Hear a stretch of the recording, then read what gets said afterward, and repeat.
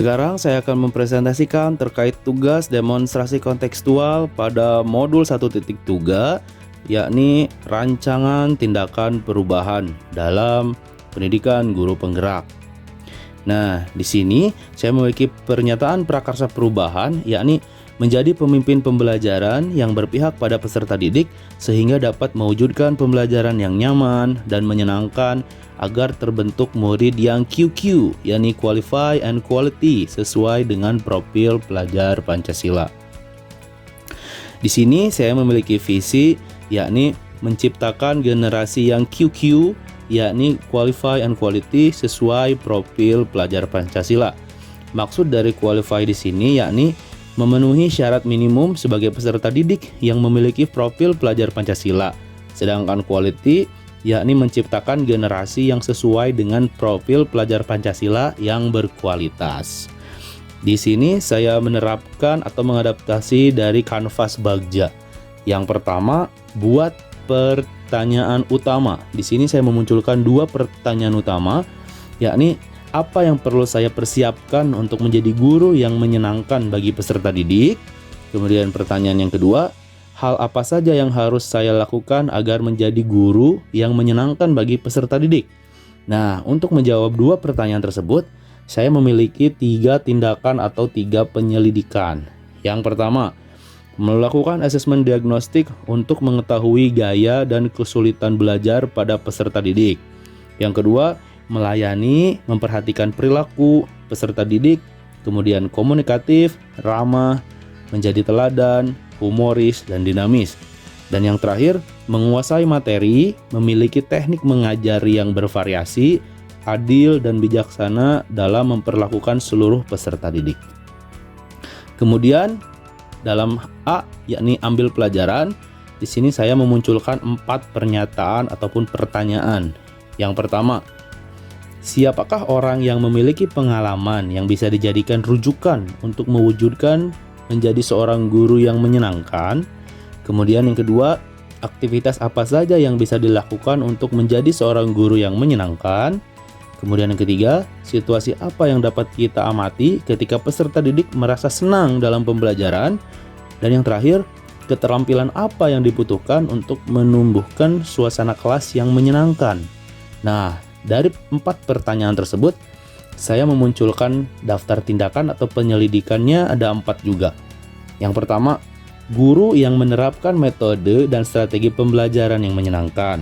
Kemudian yang kedua, menggunakan berbagai metode pembelajaran yang mengedepankan peserta didik untuk berkolaborasi dan mengeksplor secara mandiri.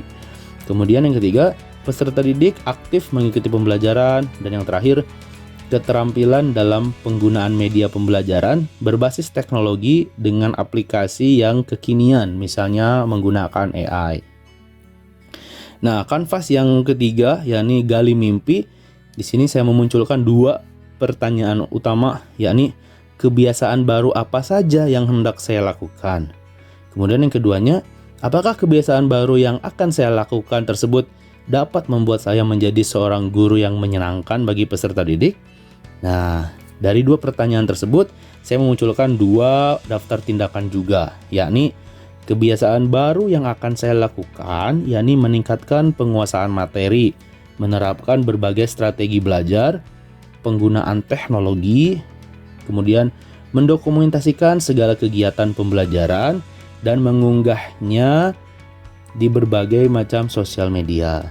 Dan yang keduanya, yakni melakukan refleksi dan pembimbingan secara individual terhadap peserta didik.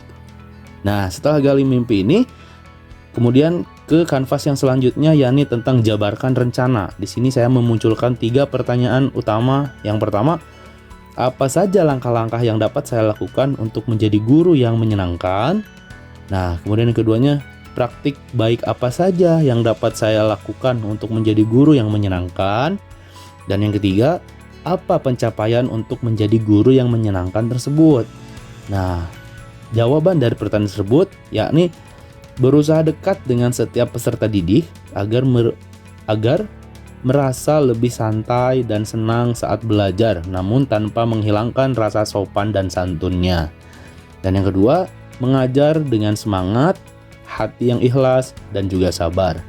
Dan yang terakhir, berusaha memahami dan mengenali karakteristik setiap peserta didik dan memfasilitasinya segala kebutuhan yang mereka perlukan.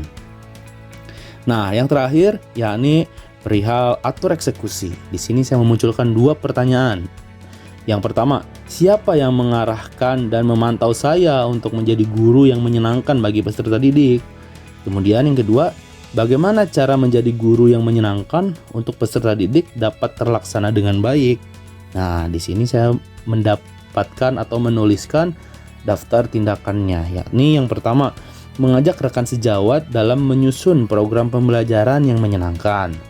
Nah, kemudian cara untuk menjadi guru yang menyenangkan di sini saya memunculkan 6 poin utama, yakni dengan cara menerapkan pembiasaan 5S. Nah, kemudian menerapkan pembelajaran yang berpusat pada peserta didik. Kemudian yang selanjutnya, menerapkan pembelajaran yang menarik, kreatif, dan inovatif. Kemudian yang keempat, memahami karakter murid dan membimbingnya sesuai dengan karakternya itu. Dan yang kelima, komunikasi yang baik dengan semua warga sekolah dan orang tua murid. Dan yang terakhir, penggunaan teknologi dalam setiap pembelajaran. Itulah kanvas Bagja sesuai dengan yang telah saya sebutkan tadi terkait tugas demonstrasi kontekstual pada modul 1.3 Guru Penggerak. Nah, cukup sekian dan terima kasih. Wassalamualaikum warahmatullahi wabarakatuh.